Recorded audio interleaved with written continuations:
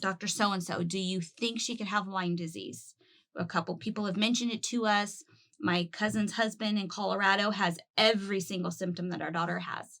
And he said, don't be a Google doctor. Lyme disease is not in Southern California.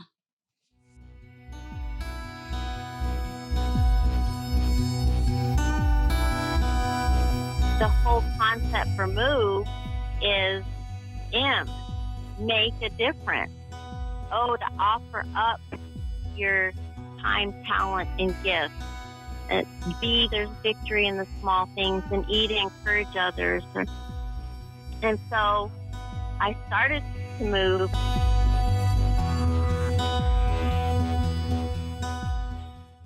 Hello, everybody, and welcome to the Move podcast. My name's Scotty Carlisle, and today I have some very special guests, Jennifer and Jim. And today we're going to talk about a huge problem in the United States and in many people's homes. That's Lyme disease. If you know somebody that has been affected by this disease, pay attention, listen, and maybe even share this podcast with them. There are many things that people don't know. There are many misconceptions.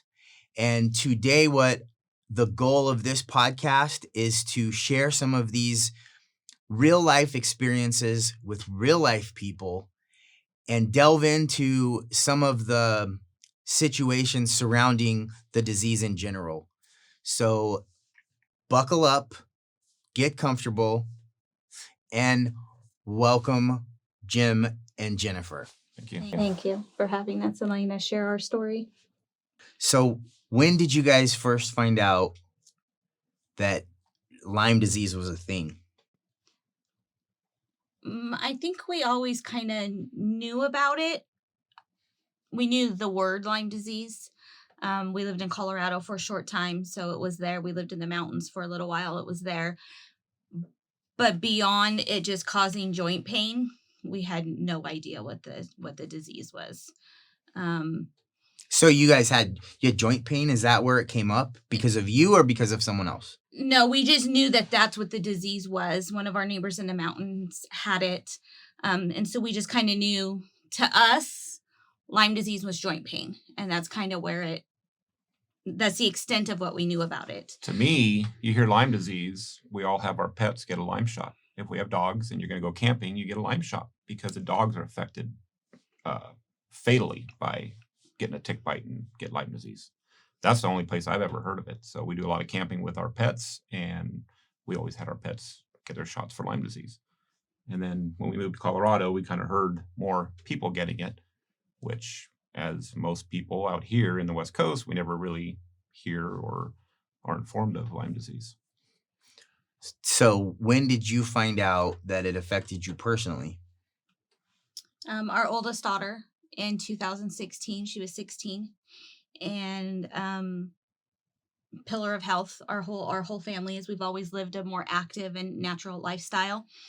Never any issues. And we were getting our hair cut, and she was sitting there talking with the stylist, and then literally, like, from 1 minute to the next, she went from okay to going down with chest pain, having seizures. We thought she was dying on us. We had to call the ambulance, and they transferred her to the local emergency room. And that basically started our next 5 years of hell. That was in that same day that Yes. she went through? She had seizures and... All within 15, 20 minutes. She was sitting there picking out a hairstyle, and she said, my chest hurts, and down she went. And before that, there was never any... Nothing. No, she's a girl that did yoga daily, worked out tremendously, ran, was the healthiest eater in our entire household. And like she said, a pillar of health. Right. Wow. And it's not like that was just some call for attention or something like that. No, I mean, it started, obviously, we got released from the ER, and it's follow with your physician. So we took her into the local doctor. And after explaining everything, he figured it was above his expertise. So he referred us to CHA.L.C, to Children's Hospital of Orange County, which we would consider one of the best hospitals in the West Coast. Many And- people would, I think. And because of her stating chest pains, that's where the investigation started. So we got sent to cardiology, and we did over a month of testing. She was on an actual monitor that gave live data to CHA.L.C Hospital 24/7 for 30 days, all through the Christmas period, all through December. And at the end of the road, clean bill of health. Nothing wrong chest-wise, nothing wrong cardiac-wise. So we got moved to GI to have GI testing done. Because she was losing weight, not able to Losing eat. weight, not eating. How long of a period of time before that happened? Well, we had 3 ER visits a week apart because she would have that same episode, is what we started to call them. And then we started in CHA.L.C, mid-December. So she saw 2 different cardiologists there to check the makeup of the heart plus the electric output of the heart. So her heart was completely checked. And then we did GI, and then we moved to neurology, and we did a EEG, and amongst other things, she had a full workup. I want to say all of this ended mid-March, and they sent us home and said, your daughter is depressed and has anxiety. So here's some medicine, and see you later. Wow, how you must have thought about depression and anxiety from that point. You were probably like, because of course you didn't know, you're probably like, wow, anxiety and depression are a lot worse than I thought. No, we knew that it wasn't We anxiety knew and depression. It was Living with our daughter, we knew that that was not Happy girl, right? that was not the case. That we just knew that we had to keep fighting for her to get the answers. We weren't satisfied with that. it was a mystery for us. And I was sitting at work one day in the office, and I happened to have a vendor come in, and I was saying how sick my daughter was. And he said, you know what, Jim? And I've known this gentleman for a long time. He goes, that sounds just like my daughter. And my daughter has Lyme disease. You need to meet with my wife and talk to her. So about a week later, I would say, I met with my friend's wife, and she says, I hope it's not true, but everything you're telling me, it sounds like Lyme disease. So we started researching Lyme disease, researching people that can treat it, which became our next challenge in life, was trying to find somebody that can treat it. And Why is that such a challenge? According to the CDC or the Western medicine, it doesn't exist on the West Coast.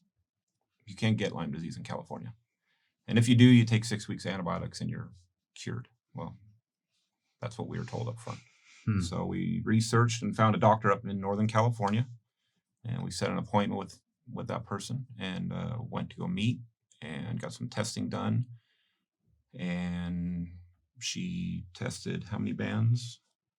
So what does that mean, bands? So there's 2 different types of Lyme tests. There's the Western blot, and then the Alyssa, depends on how you say it. So we had the Western blot, and our insurance company would cover. There's different bands, and each band represents something different. Some are strictly for Lyme disease, some are other spirochete type diseases.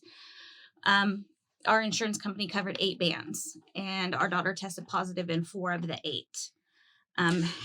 Bands meaning tests, type of tests. Is that what bands are? It's one test, one blood test, but there's different categories Breakdowns. with breakdowns within the test. So they Got call it. them bands. Okay, understand. So she tested positive in 4 of the 8 that they tested. 2 are specific only to Lyme disease. So you would have to have Lyme disease. However, for the CDC to acknowledge that you have Lyme disease, or your insurance to acknowledge you have Lyme disease, you have to test positive in 5 of 10. Our insurance would not pay for the 10, and the test is extremely expensive. So we kind of went with, she also tested positive for early and late antibodies. So it showed that it had been in her system for quite some time, but was still active. So we chose to, instead of pay several $1,000s for another test, when to us it looked positive, and the doctor we saw up north looked it looked positive, to just move forward with, she has Lyme disease. Her symptoms show us she has Lyme disease, and move forward in finding a doctor to treat our daughter, and not worry about the CDC positive. Got it. And then and she was 16, so that was 5 years ago. Yeah, in November will be 5 years. for Okay. her. So over 4 years ago. Mhm. Wow. And okay, so now you have Lyme disease. So your family has Lyme disease. Go forward. What does that mean? Well, our first instinct was we have a diagnosis. We know what's wrong with her. It's not just in her head. We were so happy that we fought. And then you start to read about Lyme and what it does. And we started to watch how it was ravaging her body and changing her. And then we were like, wow, is this really what we wanted for her? And then you get further into the Lyme disease and no one knows about it and no one seems to care about it. And because they don't know about it, they don't want to help you. They don't want to learn about it. You don't have charities that help patients with Lyme disease. You can't do fundraisers. We like to do a fundraiser at our local restaurants. They won't do it because it's not under their list of things that qualify for fundraisers. So then we were like, not to sound horrible, but gosh, couldn't she have been diagnosed with like cancer or Right. autism or something everyone knows about and everybody cares about? Because no one cares that our daughter is sick. We're watching it, we're living it, and no one else seems to care. So I think it was kind of crushing. I think we went from a high to having a diagnosis to then learning about Lyme disease, watching what it was doing to her, and seeing that the majority of people, they just kept on going with their daily life. And I think They I keep think going, that they was get really forgotten, hard. and they die. And we weren't going to accept that for our 16-year-old girl. Suicide is the number one cause of death for patients with Lyme disease. And most of them are the pain is too great, they can't handle it, or they feel misunderstood or not loved. And they can't keep fighting when no one seems to care.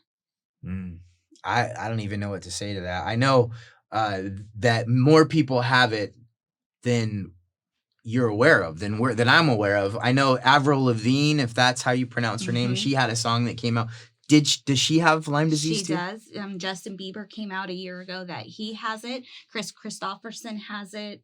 Shania Twain, that's when she put her career on hold and her marriage failed. Yolanda Hadid, she was married to David Foster. She has it, and 2 of her 3 kids have it. She's very vocal. Rob Thomas, the musician, his wife has it. They're part of Global Lyme Alliance. One of the Baldwin brothers has it. Oh wow. That have just spoke out about it. Kirstie Alley has it.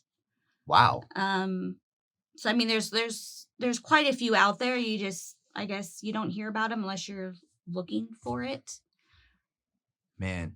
So is it like autism where you have a huge spectrum of, you have some people that are just barely affected in little Absolutely. ways, and then over here you have somebody that's completely out of touch with reality because they're so affected? Is that some? Yes. And I think that's maybe one of the challenges that we face, because someone might say, oh, we knew someone with Lyme and they were fine. They still went to work. They still had a job. They still got their education. And that's good. When we're so thankful that that was their situation, but it's not ours. We fast forward a little bit. So our oldest was diagnosed in 2016. 2 years later, exactly 2 years later in November, our middle daughter was diagnosed after she started showing the same symptoms as our oldest daughter. And then in 2019, our youngest daughter was diagnosed. So now we don't just fight for one, we fight for all 3. All have very similar symptoms. Similar, but all different. And how do you mean that? Well, once again, everybody's affected a little differently. So my oldest daughter has it in her stomach, in her heart, in her brain. My middle daughter has a lot of the joint and issues, but she's also got it in her digestive, in her stomach. And they tested the bands, and is that how they were tested, or were they tested, or you just know, or how does that work? It's a slippery slope when you start talking about diagnosing Lyme disease.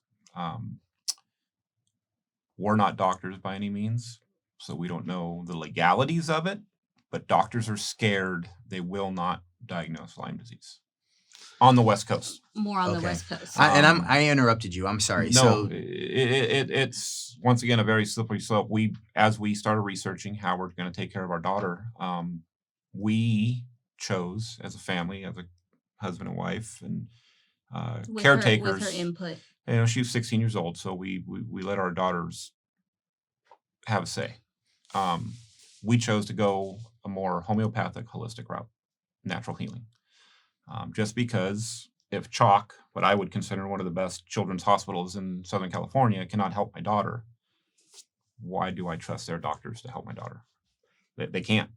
They told me my daughter was depressed because she was 16 years old. So we went the holistic route, and there is multiple ways of testing other than just traditional blood testing and so forth that we've been able to diagnose our daughters. And because with Lyme disease comes multiple co-infections or viruses that come with the initial bite, and they're all tick-borne viruses. So through what we call indexing or muscle testing, through the holistic route, we're able to diagnose and treat our daughters. Our last podcast, I talked to my sister, and she had an appendix burst in Ireland, and after she got back here, it took about 2 years, and she went to a number of different doctors, specialists, and nobody was able to tell her what was wrong with her. She went to a naturopath, and that guy within 5 minutes told her, hey, it's your adrenals. And she's like, you're a quack. We hear that a lot. You're a quack. You're a quack. Yeah, no, Then she got Yeah. tested for that, and lo and behold, the guy was right. Now, so I have a different perspective. A lot of people may not have somebody that it was successful going the natural path. So doesn't mean that they're all know everything. However, No. there's certain times when they it's have part insight. it's part of their title, their natural path. It's natural healing. I was pretty skeptical at first. I mean, when I started seeing some of the testing and some of the treatment, it's not what I was raised to believe. It's you go to a doctor and they treat you and you're healthy again.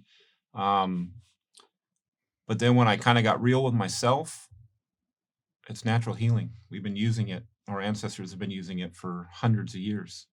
Why am I questioning it when I can sit there and watch it and see it work? That's what got us. It's an experience. You have experience where anybody from the outside can look in and tell you, you should do this or you should do that. You don't think of this and don't do that. But until they sit in your shoes, and I don't see a damn thing wrong with that at all. If you have something that works, who is anybody to say anything about that? Related, I'm a little older than you, but in our era, we had our doctor that we went to go see.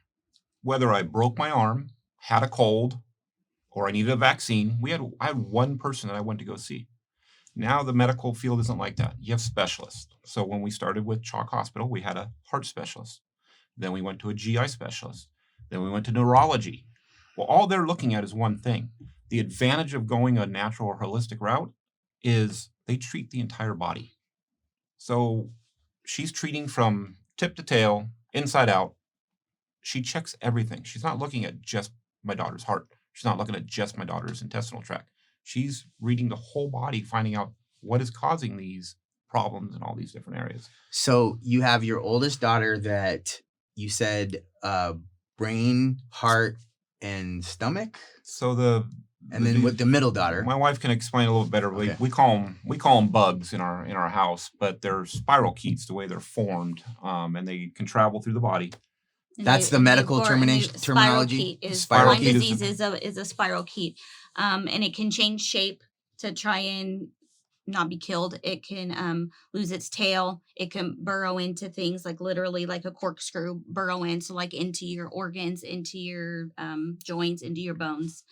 It also becomes like a cyst, or it gets like a gel. So it makes it really hard to kill when it does all these. Our middle daughter, she has some heart issues. She has some GI issues, weight loss issues, but hers is predominantly her biggest problems are in her bones and in her joints.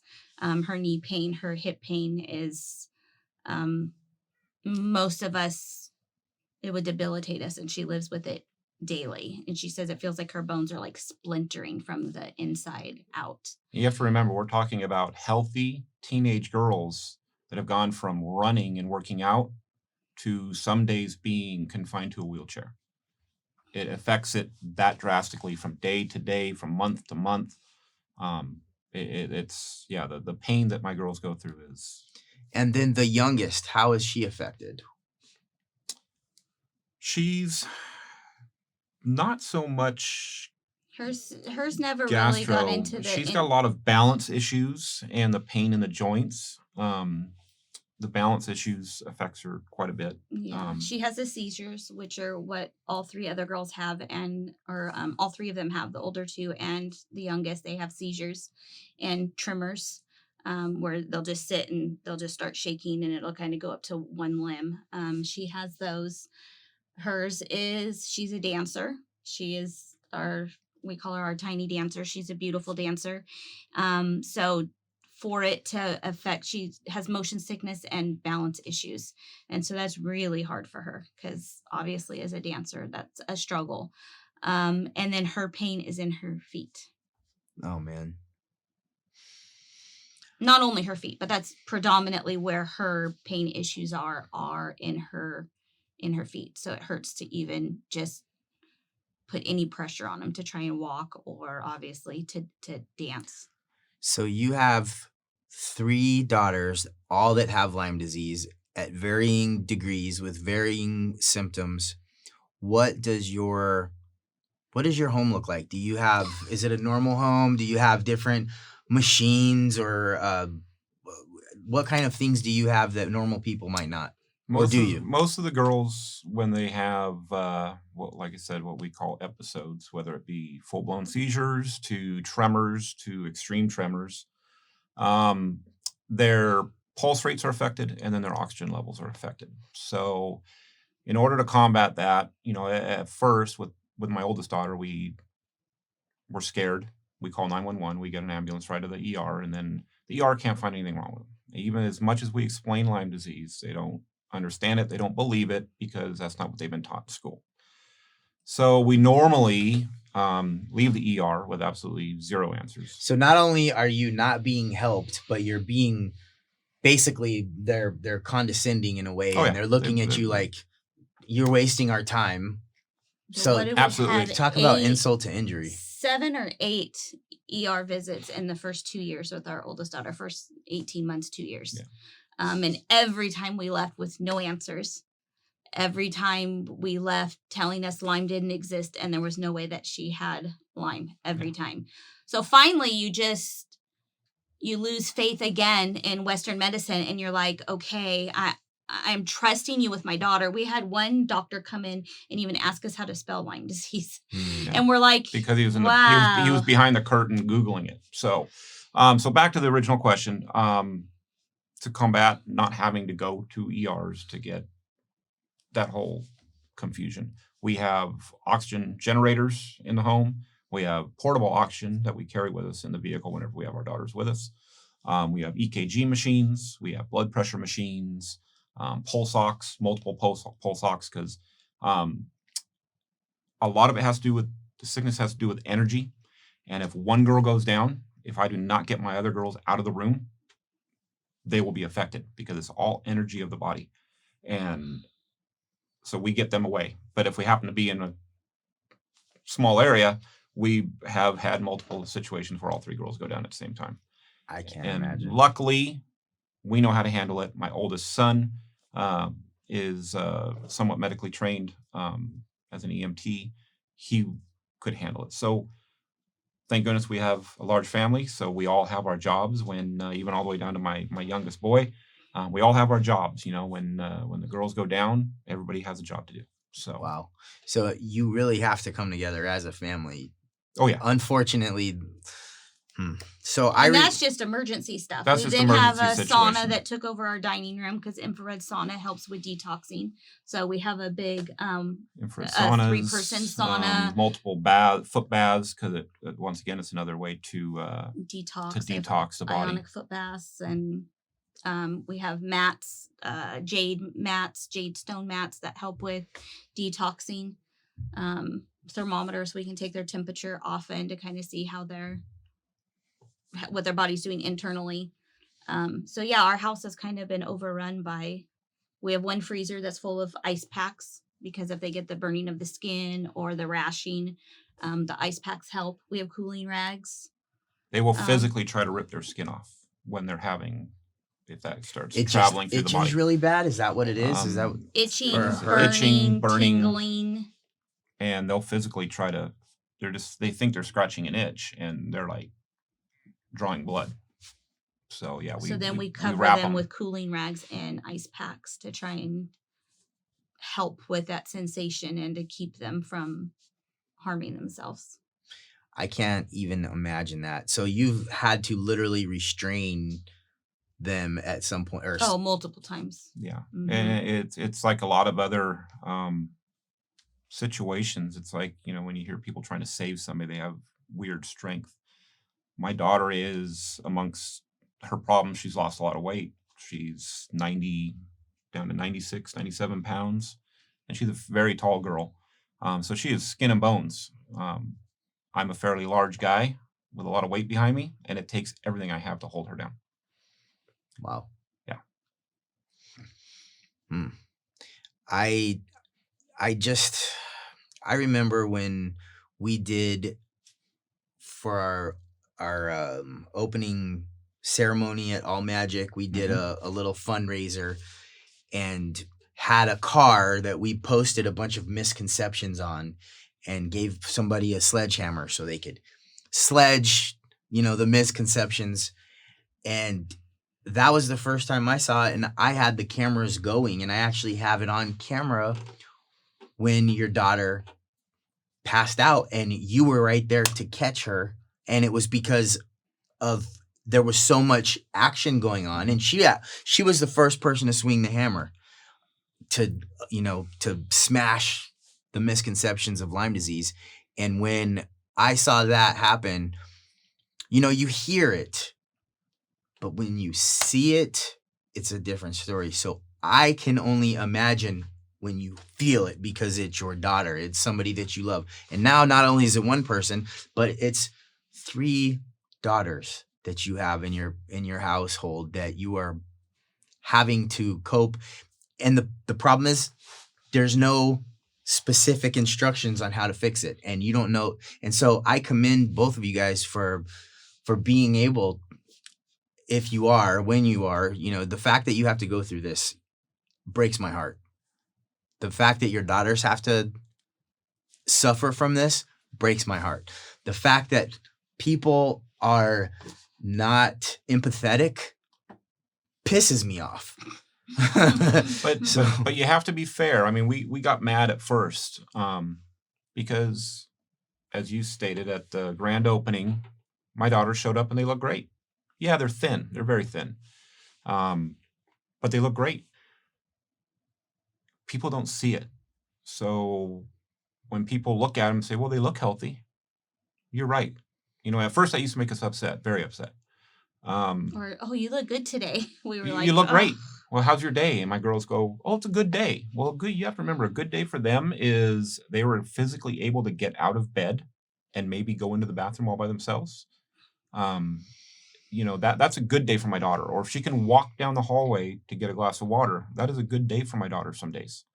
So when people ask that, like I said, we used to get very upset at it. And I've tried to scale back that when you look at my daughter, she looks okay. Those people aren't there when we're hooking oxygen machines and EKGs and pulse oxes and having a seizure on the living room floor. They're not there for that. They don't get to see that. I don't want anybody to see it. I don't want anybody to deal with it with their daughter or their son.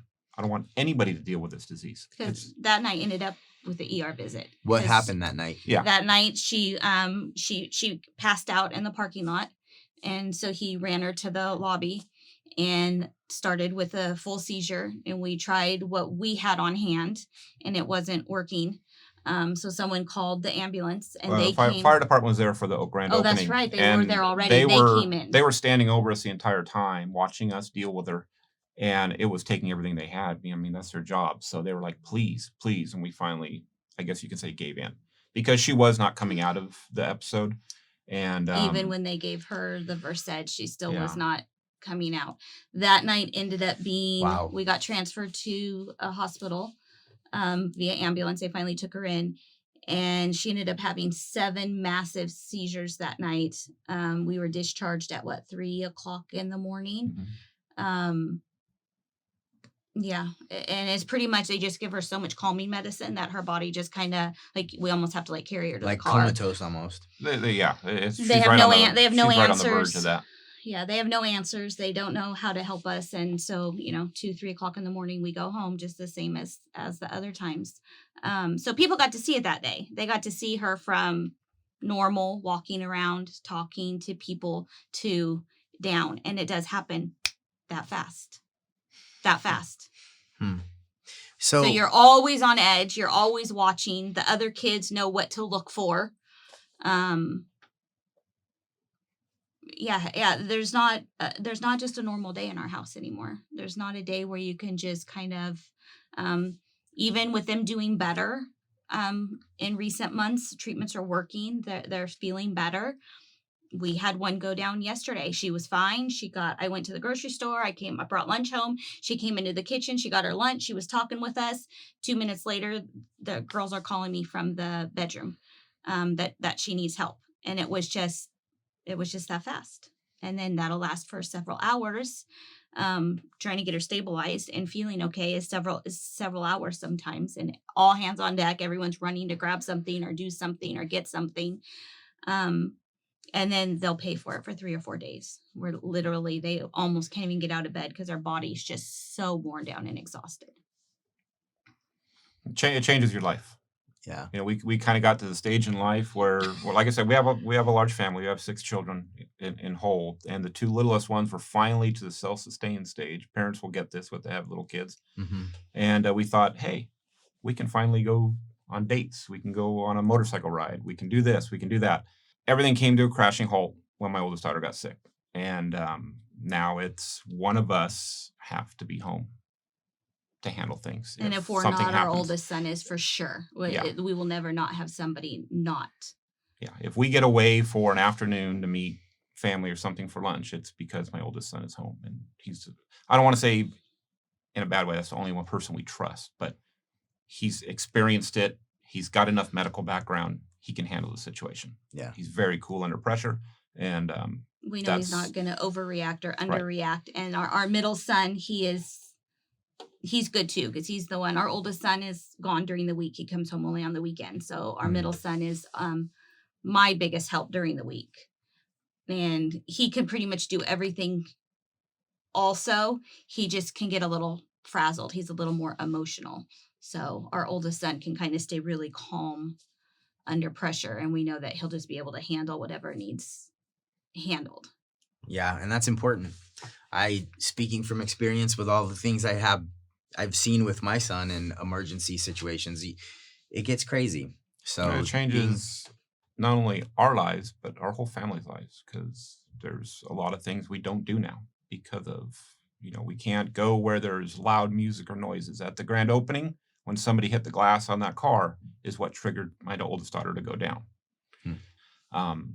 You really have to think. I mean, it's gotten to the point now where my girls they don't want to go out. So you are stuck at home, and that, translates to the whole family stuck at home. So it doesn't change the child's life. Not only changes our life, it changes our entire family. So. And never being able to let go and take a step out and have a nice dinner or go without always worrying about. I mean, I know from having kids and trying to get a babysitter, that's a pain in the ass sometimes. But at least I can do it. We can schedule somebody and we can go out and then we can relax. So not ever being able to do that, I know it has to be stressful as hell. I can't imagine. Yeah, we don't get out very often. We did get away in December. We got away overnight. Our great niece was turning 1 in Arizona, and it was his 50th birthday and our anniversary. So we got away overnight, and it was nice to get away, but you're calling home constantly, you're texting constantly. How are the girls? How is this? You're never far from home. You're never relaxed. Even when you're gone. I don't know how many times I've got to the grocery store and got a call because I have to hurry home. So you leave your basket in the middle of the store and you rush home. Or I'm at dance with my youngest and she goes down. So then I have to try and get her to the car and get her home. Or we're at dance and I get a call that one of the other girls needs help. So it's like you're always on call. You're always paying attention. You're always, you need to be available at all the time. So one other thing I wanted to talk about from a conversation we had earlier, and you are dealing with uncertainty with your daughter. You're dealing with uncertainty with the insurance and because the insurance doesn't consider that a disease, they don't pay for certain things to happen. Is that also so? Real fast, touch on that. Or anything. Because of the way it's classified by the CDC, it's technically Lyme is a bacteria. They don't take into consideration all the co-infections and viruses that come with it. That's really one of the hardest fights, is all the co-infections and viruses. The Lyme disease is a bacteria. Yes, there's very heavy antibiotics you can take that do help as long as you get it early enough. The problem is there's so little education on Lyme disease. We were lucky. We got diagnosed within 6 months. Some people go 13 years before they get a diagnosis. Average is 5 years, 13 doctors. Average. Are you kidding me? So because they do not recognize chronic Lyme, they know Lyme disease is there. But this is when it goes chronic is when you start having all the issues. Your insurance doesn't cover anything. So if I could go to traditional doctors, or I can go back to Children's Hospital of Orange County, and they could successfully treat my daughters, my insurance would cover that. But because they know nothing about it, we have to reach out to what we consider Lyme literate MDs or holistic naturopath doctors. Your insurance does not cover any of that. So when you do find a Lyme literate MD that is willing to take the chance, and when I say take the chance, a doctor that oversees my daughter's care has been put on suspension 4 times by the medical board, and she has just recently given up. She's closed her practice and has retired full time because the government keeps coming after her. So you have to pay for it out of your pocket. When you say the government's coming after her, what do you mean? The medical board. They come and they suspend her medical license because she's treating long-term Lyme, which they don't believe exists. They don't recognize. Got it. And from an insurance company's perspective, they're looking at this ailment that could potentially cost them. There's a bottomless pit there, because if you have all of these doctors that are putting in procedures and they're not working, then they're looking at it like it's just a money pit, and I'm going to continue to throw money to no avail. And so I can understand why, knowing the insurance industry, why insurance companies are like, we're not going to take that risk. No, it's not a disease. No, we're not going to treat it, because how much money would they lose? So that sucks. Well, and then the doctors, because there's not enough known about Lyme disease, and you got, as we explained, it travels through the girls' bodies. So one day this hurts, next day that hurts, or let's say month to month. So you have a doctor who's a professional, says she's got gastro issues, we're going to treat it. Well, guess what? Next month, now she's got cardiac issues. So to a traditional doctor, whether you want to call it pride or education or however you want to classify it, they're scared to specialize in something like Lyme disease because it's ever changing. And ultimately, to that standard person standing outside looking in, that doctor doesn't look like he knows what he's doing. Oh, we're treating this, we're treating that. No, we're going to treat this. No, we're going to treat that. Our treatment of the girls changes from month to month because of whatever is flaring up or wherever the disease has moved within their body. So the doctors, you can't get them. And then, the insurance company says, oh my gosh, this is a bottomless pit. Well, guess what? It is. When our oldest daughter first started getting treated, we were averaging between $5,000 and $6,000 a month. And then for treatment and medicine. Yes. That is not covered by insurance. That is not covered by insurance. So you have to pay for that out of your pocket. And then when you find a Lyme literate MD that's willing to take that chance, which that person will still never put it in writing for you, that will take the chance and treat your family member. Our Lyme literate MD was Something $450 an hour. An hour. Which we had people question, why is that? Why do they pay so much? That's not fair. You guys are in this situation. Why they charge that much?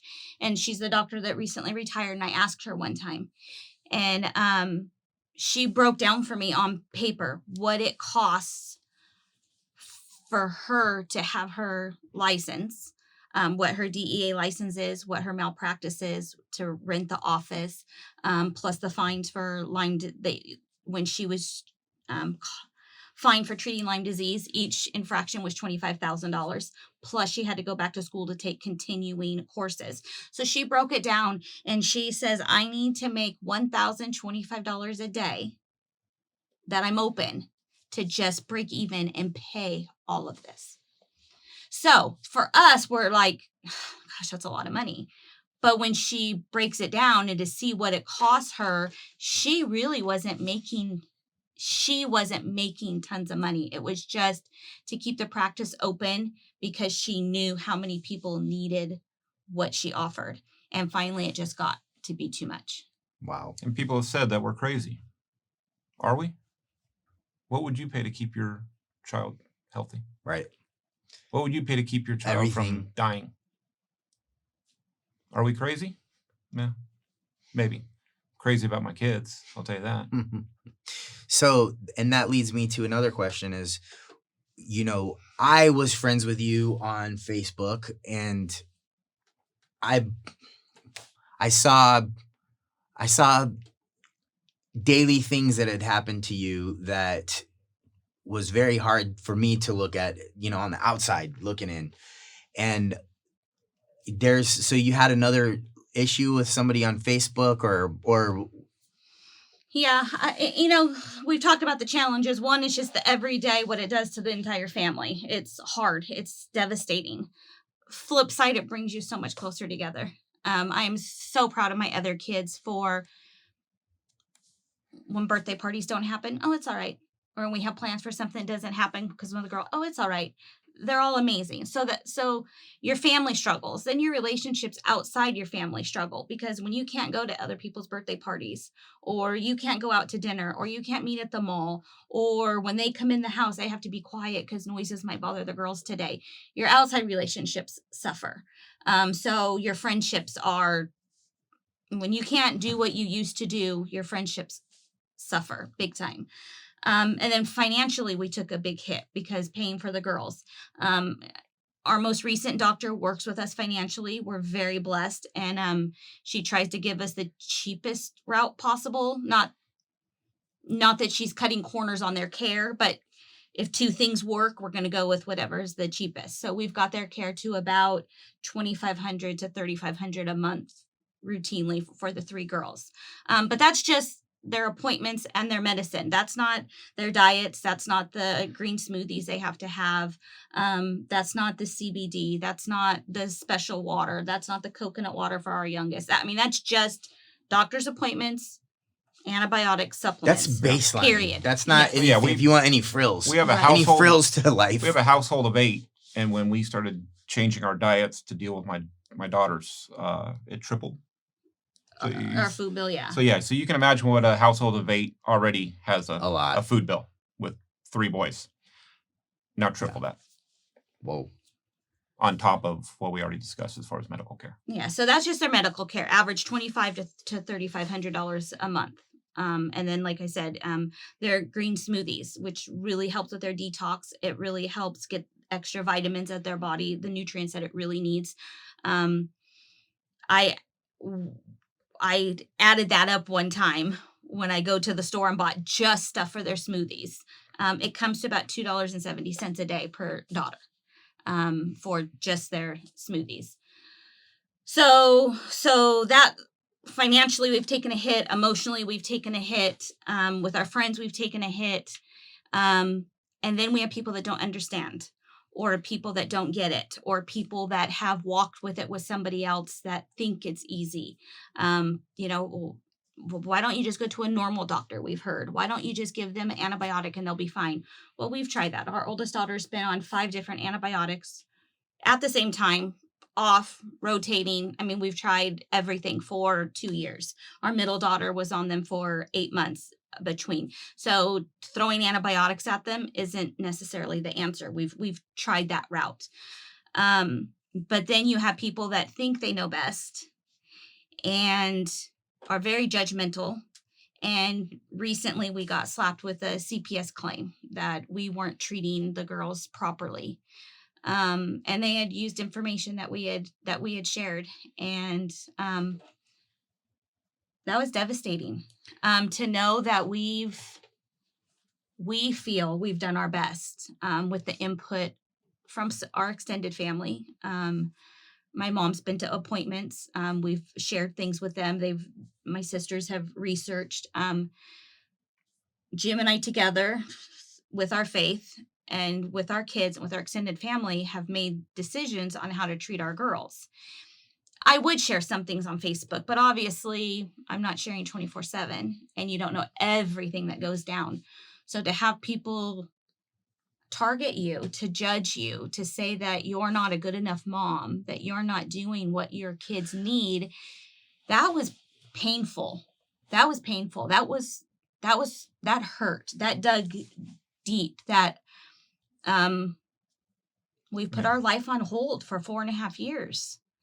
And to judge us for what we spend, they said that's excessive. Yeah, I agree. I would rather not spend that. We were 100% debt free before our daughter got sick. We now have almost $40,000 in debt. Yeah, I would like to say I didn't have that, but we don't have that luxury. What were the grounds somebody filed a complaint with CPS? Yes. From families that beat and neglect and mistreat their kids, right? This is what CPS in my mind is for. And somebody filed a complaint with CPS on you for trying to deal with this uncertainty, this issue. How did that go down? What happened with that? We just got a knock at the door that there had been a complaint and that we needed to discuss it. So we made the appointment. The representative from the county came out and read the complaint, which happened to be 2 pages long, not just a single complaint. It was 2 pages long, to where even the county representative was a little shocked. She says, boy, somebody has got it out for you.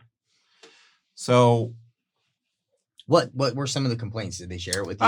Ultimately, I guess you can call it, the complaint was we were not caring for our daughters. So the way the county works is that's what they were investigating. Are we caring? How we're caring is none of their business. Whether they agree with it is none of their business. Were we caring for our daughters? So the appointment started on my front porch, and depending on how that appointment went was going to determine if I continue to talk with the representative, if I let the representative in my house. The representative was very open-minded, very good person, which is, once again, you're always judging things. So when we hear CPS is coming out, you start immediately getting on guard. We had no reason to be. She was a great person, great representative of the county. She came in, she met my girls.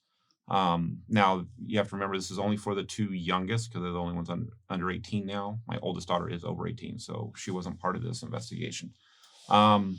She said she thought the girls looked great. We showed her all the medical equipment. She goes, well, by looking at the girls and looking at the equipment, I would say, and we ran down the medications they take, ran down the care they get. She felt we are caring for our daughters. That's what the complaint was, caring for our daughters. So, amongst other things. But that in the big picture, that's what it was. And like I said, we have to jump back to what I said earlier. People look from the outside in and they don't see anything wrong. But then they hear we're spending thousands of dollars a month. They see or hear that my daughter's had a seizure and we don't go to the emergency room. I guess a message I want to get across today, besides Lyme awareness, is don't judge something you don't know everything about. People are looking at me saying, hey, they have a normal life. We are far from normal, folks. We are far from normal. And don't think you understand, because I have family members. We have brothers and sisters. They get it, but they don't understand. They always want us to drop the girls off so we can have a weekend off.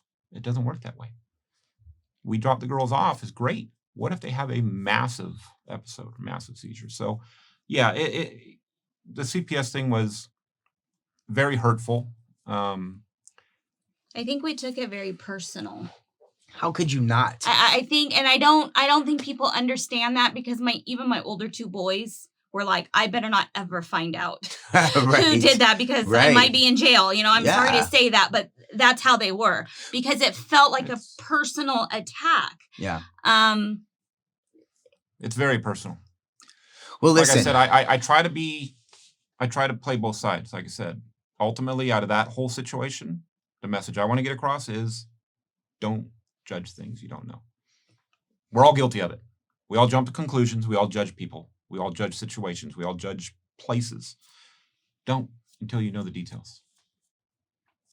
I was going to say something, but that is better than anything I was going to say. The only thing I got to say is that, a little empathy goes a long way. If you don't know the whole thing and you only know a piece of it, don't jump to conclusions. Guess what? Mind your own damn business. I think I've heard some people say that. It sounded really nice. And if you file a complaint, I mean, you said you have pulse oximeters, you have oxygen, you have all of these different devices, sauna, ionizer, feet ionizers. That is over and above. I don't see a problem with that. Okay, first of all, whoever is out there listening, you don't know the whole scenario of your own damn life, right? So for you to be so judgmental, right, and actually file a complaint against somebody that's trying so hard to deal with stuff that they don't even know, and you file that complaint, you're an asshole. And you need to listen to that. And don't be an asshole. You don't have to be an asshole. Be helpful. The whole point of this podcast is to push the idea of helping others, of going out and offering what you have to make a difference, to encourage others, to find the appreciation in the small things. And I hope to God, and I pray that people are going to hear this podcast, they're going to hear your story, and there's going to be a fire lit somewhere that is going to help propel the problem of this disease that, of this bacteria that causes all these problems called Lyme disease. And, helping doesn't have, we've heard so many times, we wish we could do something. We wish we could help you. We wish we had more money. And you don't need a lot of money.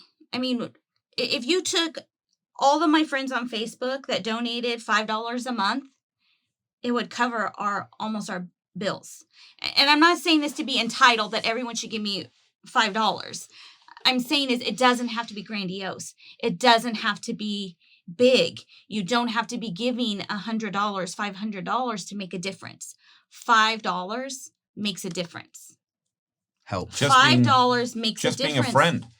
But being a non-judgmental friend. Like I said, we've lost numerous friends. Just be a friend that can come over and is not freaked out if one of my daughters goes down. Be a friend that, hey, is there anything you need? Do you need? Is there any help? Do you need to talk? That's it. It's not hard. And everybody could give, because we still teach our kids, even in our situation, we could still bless somebody else. We have a friend whose daughter's in the hospital. She's going on 24 days. So for Valentine's Day, we put a box together and sent her. And my youngest daughter brought me one of her nail polishes that wasn't open yet. And, a new package of socks that they had gotten for Christmas, they gave me. And, we were able to put this box together and ship to her. So I think it makes you more aware when you're in this situation of how you could be a blessing to somebody else, because we know what helps us. So sending pizza to a friend who is, having a hard day, send pizza. She doesn't have to think about dinner. Those don't seem big, but they are huge. Google how to make mixes in a jar and send a dry soup mix to somebody. They don't have to be, you don't have to do huge things to change the world or to change somebody's life. And even those that are struggling can still can still give. You can still make a difference even when you're down and out. I agree. I Kind think of a standing we've taken, because people always ask us, how do you guys deal with all of it? Like we discussed earlier, there's no choice. It's our child. So financially, or whatever it is. But people always ask us, and it's like, it could always be worse. Mm-hmm. Are we having fun right now? No. Is it horrible? Yeah, it's pretty bad. But guess what? It could be worse. We've had very close friends that have lost a child under 2 years old. We've had very good close friends that they're dealing with children that can't leave the hospital. They're so sick. So as bad as we have it, we don't have our blinders on. Just like I'm asking other people, don't put blinders on and don't judge. I'm not judging. I don't have my blinders on. It could be worse. That's what people don't get. We're a very selfish society right now. People say, "Oh, I can't give," but they have no problem buying a $5 coffee. So you can help somebody. You can. Don't be so selfish. Our whole society is selfish, and that's why, we have some of the situations we have in our world right now. Yeah. Wow. So we'll figure out and put some type of a way that now, if somebody wants to contribute something, do you have any specific? Do you have a website? Do you have somewhere they stuff can? we've had to take down? We do have a campaign site to people could donate to. It's givesendgo.com/Lyme disease. And that's online, and they could donate there. We also have Amazon wish lists that I could probably share with you, and you can put up somewhere. That's things that I order there for the girls that are online, or things that we have to replenish. The cooling rags only last so long, the ice packs only last so long. And yes, I would like a list of that kind of stuff we have online, so people aren't comfortable donating cash or to those sites. Then they can always send items that are on the girls' wish list, and that's always that's really helpful, actually. Wow. So is there anything that I missed that you might want to get out there? I guess something we didn't talk about was there is no cure for Lyme. So our goal for our girls, our hope for our girls is remission. But they will have to be on some type of medicine the rest of their lives. And expect relapses, especially being diagnosed so young, especially our youngest one. She was 10 when she was diagnosed. The average when you're diagnosed as a teenager is 3 to 4 relapses in your lifetime. It also is, I don't know if you can say it online, sexually transmitted. Lyme diseases? Yes, because it's in their blood in the spirochete. So that's something that they have to take into consideration when they're older, married, and in relationships. And it could pass the blood-brain barrier also through the placenta. So our oldest daughter doesn't want children, never had wanted children. So this was like a yay me. I think the hardest part when our middle was diagnosed was she's always wanted to be a mom. She talks about having a large family like we have. And I think that was really hard for us. Having children isn't off the table. Our doctor said, if you're in remission, but she will have to be on a certain protocol and certain medication the whole pregnancy to lower the risk of transmitting it to a child. We can get it down to less than 1%, but it's still 1%. But they will fight this their whole life. So relationships are hard. We know that marriages are hard. This has taken a hit on our marriage. But going into it chronically ill, you're going to have to find a spouse that's extra special to be able to take on the role of not just husband, but caretaker to take care of our girls. And we hope there's 3 amazing men out there that are willing to do that. But it's going to be a financial toll, and physical and emotional. But those are things a lot of people don't think about. They just see them as teenagers now, but this will affect the rest of their lives.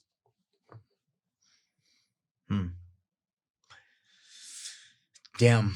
I wish there was the answer is the daily how you approach the problem, I guess. None of us are immune to problems. Some of us have more problems than others, but at the end of the day, we always have a choice on how we're going to accept the challenge that's in front of us. We can let it make us bitter, or we can let it make us better. Somebody said that. Shirley Zink said that to me, and I'll never forget it. And it's true. And you guys have a very positive outlook from my perspective. I know it's hard. No, we have our moments. Yeah, I can imagine from We what have I've our seen. moments. And I guess one other thing we haven't really touched on is the whole goal of this for us. We're in this. That's not going to change. My daughters are in it for life. That's not going to change. I want other people to learn. We're all about Lyme awareness. Research it. You got time to watch all your stupid shows on YouTube. Research Lyme disease. Watch Skin Deep. Skin Deep. Skin Deep. Is that a there's Netflix 2 of thing, them. or what is that? I believe you could watch it on Netflix and Amazon Video. But it talks about Lyme disease and what it is. But Skin Deep, those are 2 that I encourage. Take some responsibility, yeah, newbies. because we're freaks about bug spray now. It's not 100% proven yet, but there are some doctors that believe mosquitoes can transmit Lyme disease. That hasn't been proven. Our particular doctor believes it. Just be aware. Wear bug spray. If you're in an area that's known for ticks, like if you go hiking in the mountains, do a tick check. Because if you find it the day that it happened and you went to the hospital and got those antibiotics, 99.9% of the time, you are good. And that's where the misconception comes from. If I got bit today, I go to the doctor, they put me on antibiotics for 6 weeks, I am good. I will not have Lyme disease, most likely. It's when you're unaware of it, or you don't pay attention, or you don't think it's going to happen to you, that's when it's going to get you. So the education, the Lyme awareness is what we're really pushing. And the And we'll be CDC. pushing out the rest of our lives. Yeah. The CDC just updated their numbers for 2020, even though they say it doesn't exist. 2020, they say there were 478,000 people officially diagnosed with Lyme disease. Oh, wow. Officially. It's the fastest growing infectious disease in the United States. 6 times more diagnosed with Lyme than HIV, 2.5 times more than breast cancer. Wow. And we have less funding from the federal government for research than migraine headaches. Are you serious? Mm-hmm. So that bad news is actually a little bit of good news. That means that a lot of people, it's becoming visible on the radar. And I think in order for big strides to happen, people need to be aware of it. So you guys are doing, your life is a testament to some of the crazy stuff that people have to put up with this disease. So is there any last things that you'd like to mention before we? I don't think so. So the last thing I want to mention is a quote from Plutarch. It says, "It is not by the use of words that I came to a complete understanding of things, but from the experiences that I had allowed me to understand the words that were said." So many times people jump to conclusions. They judge situations that they have not had the experience. So they can say the words, but you can't understand the situation until you have the experience. I can feel the sincerity there is no question in my mind at all, in my soul, that you love your daughters and that you're trying to do everything you can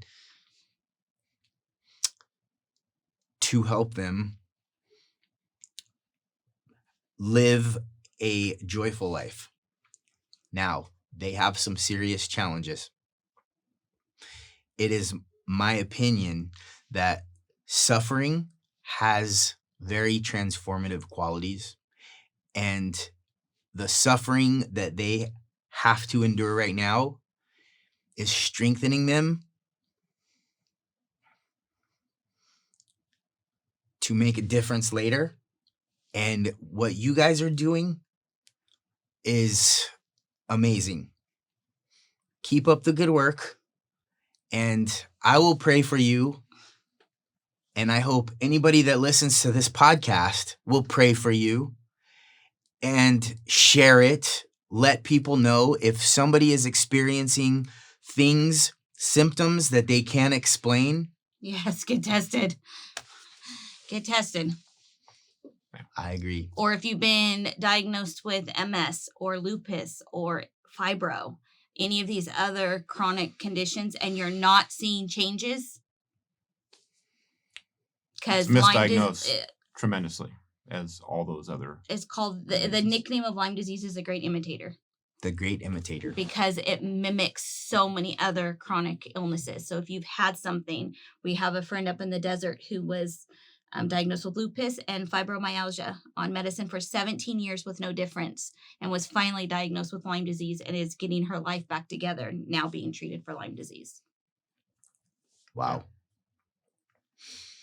So if you're not seeing differences or responding to treatments, Just do the get research. tested. Do the research. Is there an email, somebody, if they wanted to reach out to you specifically?